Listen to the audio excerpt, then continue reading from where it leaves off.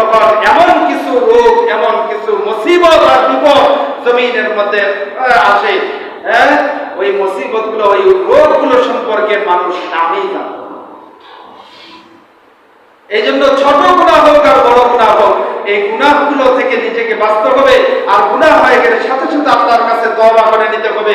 আর দ্বিতীয় নাম্বার হলো শিরিক থেকে বাঁচতে গেলে, এক নাম্বার কবর কেন্দ্রিক যত শিরিক আছে সমস্ত কবর কেন্দ্রিক শিরিক থেকে নিজেকে বাঁচাইতে হবে। এর মধ্যে এক নাম্বার হলো কবরকে সিজদা দেওয়া, কবর কেন্দ্রিক দোয়া করা, কবর কেন্দ্রিক চাওয়া, কবর কেন্দ্রিক ভাবে নামাজ পড়া, সিজদা করা, কবরের উপরে বসা, কবর কেন্দ্রিক মেলা বসানো, এই সব হলো নিকৃষ্ট কাজ, এগুলো হলো শিরিক কাজ।